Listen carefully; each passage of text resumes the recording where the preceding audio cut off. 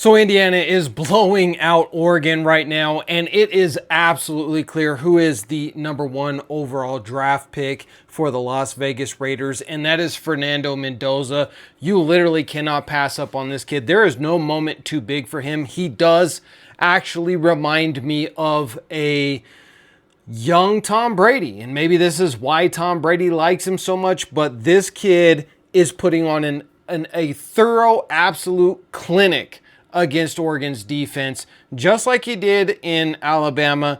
And even more so, I think, today, because he's thrown the ball a little bit more, he's thrown more touchdowns, and he just doesn't miss. Any pass this guy makes, it is on target. Now, my only gripe with him is third quarter, he's running for a quarterback scramble, and he runs head on into a defender, fumbles the ball, but everything's going Indiana's way, so a 400-pound lineman falls on the ball, and Indiana keeps it.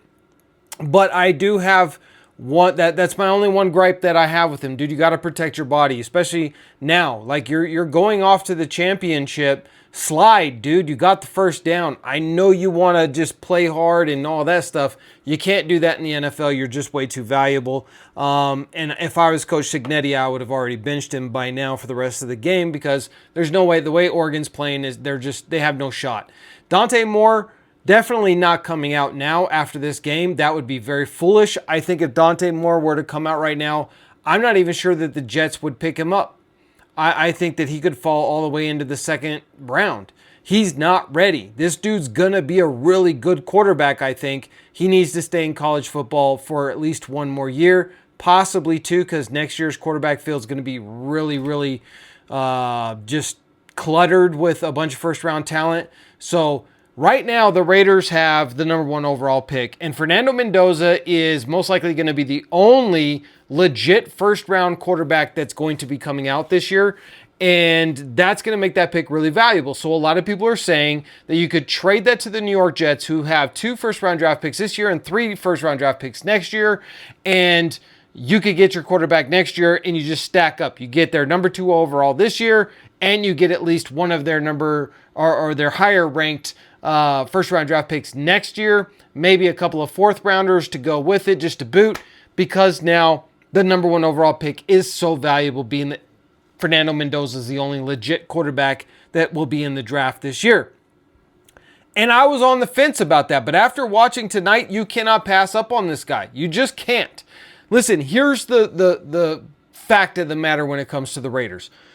They have 10 picks in 2026. 6 of them are in the top 4 rounds. So you're going to get a ton of young talent coming into this team this year, and we already have some really good young talent on this team right now. I think that a wise thing for the Raiders to do would be to trade away Max Crosby this year. You draft Fernando Mendoza, and you trade Max Crosby to the New York Giants, who they really got some really good talent there. Now, they drafted Abdul Carter, and he didn't really pan out in his rookie year. I still think Abdul Carter, give him a couple years, this dude's going to be a top-flight edge rusher, linebacker in the NFL.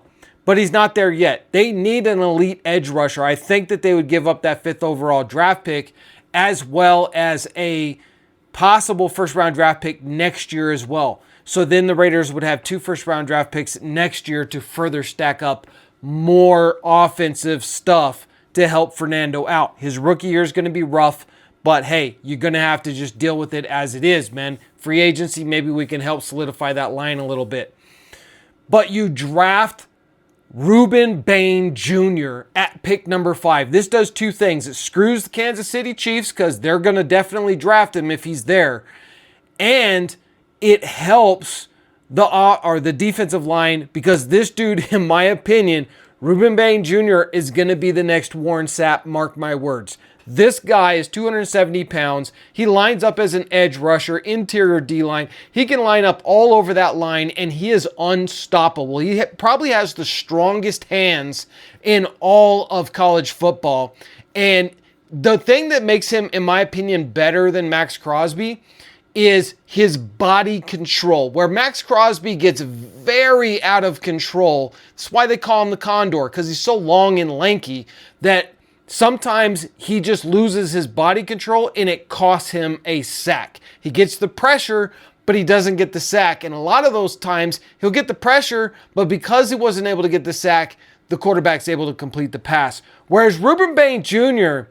has elite body control. So I think you draft him and now you tell Tyree Wilson, hey bud, time to earn that paycheck. He really flashed at the end of this season when he really got some more limelight on him and some opportunity. He showed what he could do. Let him progress in his fourth year next year and be the replacement for Max Crosby. You draft Rueben Bain. Now you're going to line him up all over, interior, edge rusher, and it's going to really confuse offenses because he can do all of that. So that solves that. And now you have 2 draft picks for next year as well. I think that this would be the perfect move for the Raiders.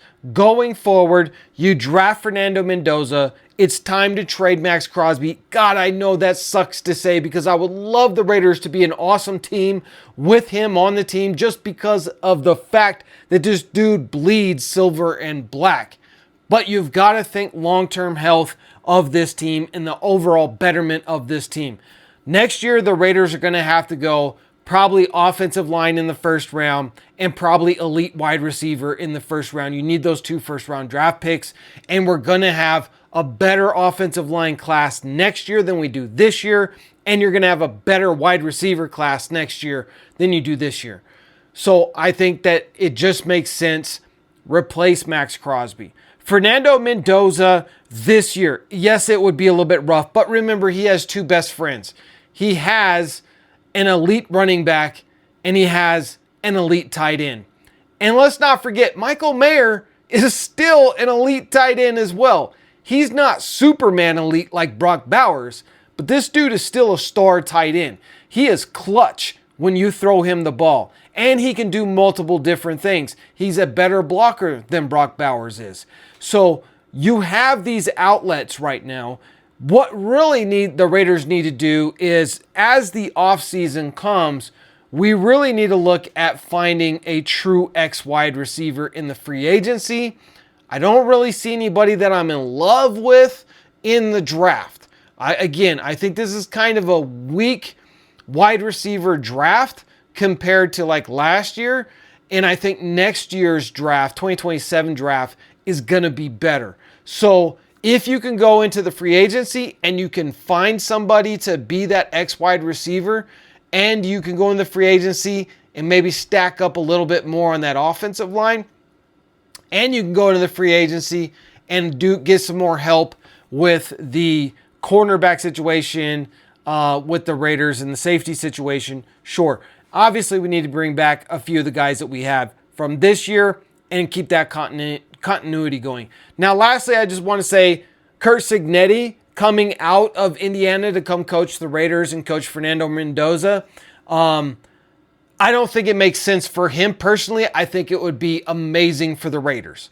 If I'm Curt Cignetti, I'm going to politely decline that offer because I'm building a superpower college team and I have no rules in college. So why would I do that and go to a salary cap team, a team that might fire me by the end of the year if I'm not winning a Super Bowl, when I'm basically locked in for life? Like, I'm already in my 60s, I can coach for the next 12 plus years, and I'm going to have literally statues built after me. Why would I go coach for the Raiders? So I don't think Curt Cignetti is going to come out. I don't think he's going to be the guy, but I think that there are really high quality coaches right now. John Harbaugh, the Harbaugh brothers in the same division. How crazy would that be? That's my pick. I know Clint Kubiak is high on a lot of people. I would love that as well.